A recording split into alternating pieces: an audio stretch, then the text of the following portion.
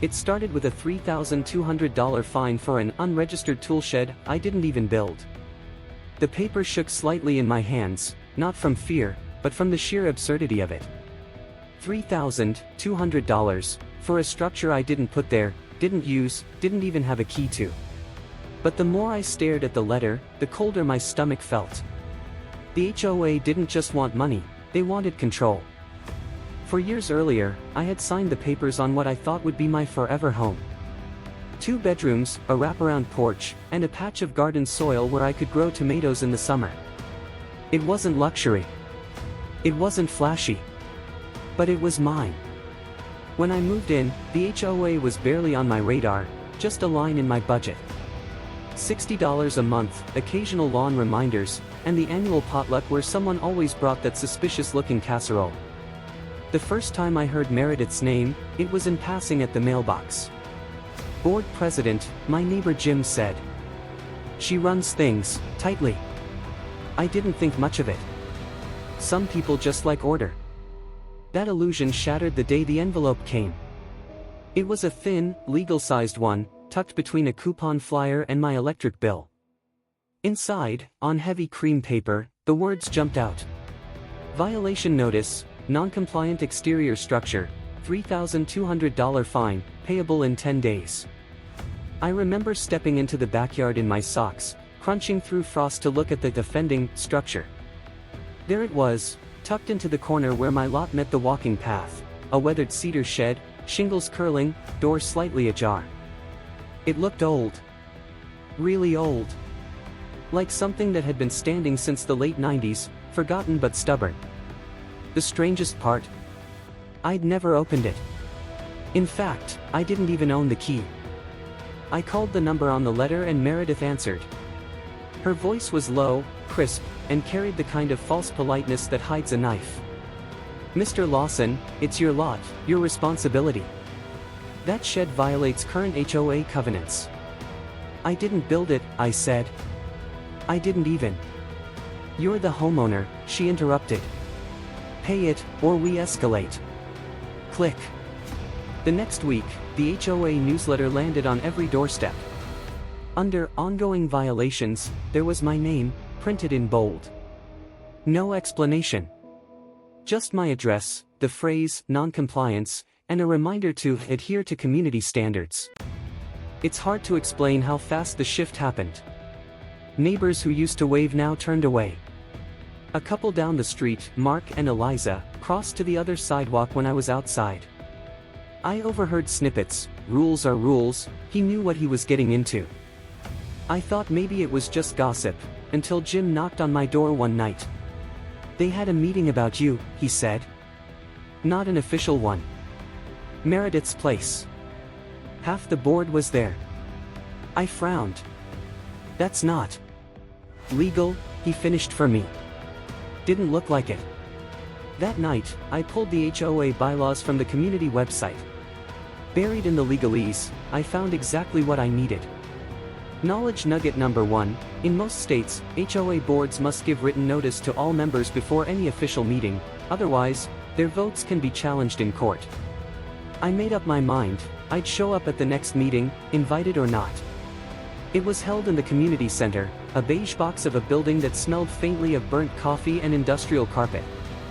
Meredith was at the head of the table, hair pulled back in a perfect twist. Her smile when she saw me was thin enough to cut glass.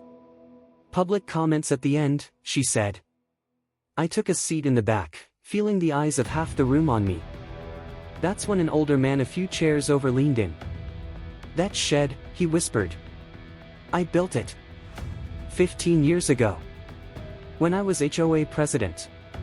His name was Charlie. His hands were calloused, his voice steady. He told me the shed was originally a community storage space for lawn equipment, built on a patch of land that wasn't even part of my deed. And Meredith? She'd been on the board back then too. 2 nights later, I came home to find an envelope slid under my door. No stamp, no return address. Inside, a photocopy of an old blueprint labeled HOA maintenance shed.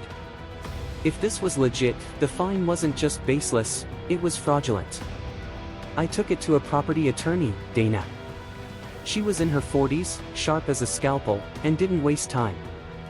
"This," she said, tapping the blueprint, "is gold. But it's not the best part." She turned her laptop toward me. "County property records. The shed sat on land still listed as common area, HOA.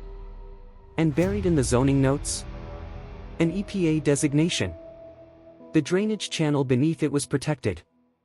Knowledge nugget number 2. If an HOA's actions threaten protected land or waterways, you can involve the EPA directly, often bypassing local politics entirely. We filed an EPA complaint that afternoon. By the next morning, Dana had sent Meredith a certified letter demanding the fine be rescinded immediately. Her response came fast: another violation notice. This time, for my vegetable garden. She claimed it obstructed emergency access. It was a power play. And it told me she wasn't just going to back down. I took screenshots of a clause in the bylaws and sent it to a few neighbors. Any common structure predating current covenants is exempt from compliance unless formally reclassified by a 2/3 member vote. It was on page 47, right where she hoped no one would look. The tide began to turn. Jim offered to testify about the secret meeting. Charlie wrote a sworn statement about building the shed with full board approval. Then a former treasurer, Lydia, came forward. She said Meredith had been funneling HOA landscaping contracts to her cousin's company, no bids, inflated prices. We organized quietly, door to door. The petition to remove Meredith filled with signatures faster than I dared hope. By the time the next official meeting rolled around, the air in the room was electric. That's when the county sheriff walked in. 2 deputies flanked him. Meredith's eyes darted between them, and for the first time, she looked unsure. They served her with a summons. Turns out, the IRS had already been investigating her cousin's company for tax fraud. My complaint had given them the missing link, HOA funds. Knowledge nugget number 3, HOA board members can be held personally liable for willful misconduct, meaning fines, restitution, even criminal charges. Meredith resigned on the spot. The fine vanished from my account. The shed, still standing, now with a small brass plaque reading, "Community Storage." We voted in a new board, capped dues, and passed a rule requiring every contract to go through competitive bidding. For a while, things were quiet. Until last week. I found something wedged under my doormat. A single brass key. No note. It fits the shed's lock perfectly. I haven't turned it yet. Because I can't shake the thought, what's been sitting in there all this time? Next week. The city that tried to steal a solar farm.